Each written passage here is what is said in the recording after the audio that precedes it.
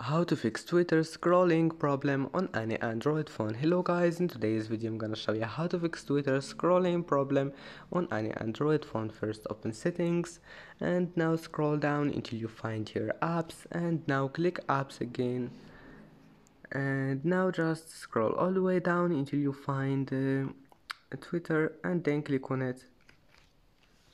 And here click force stop and then go to storage, clear cache, and this one here, draw over other apps, click on it and make sure it's disabled.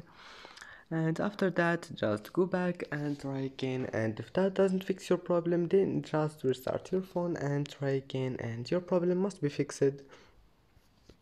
Just click restart and try again, and that's it. Don't forget to like and subscribe, and thank you for watching this video until the end, and see you in the next video.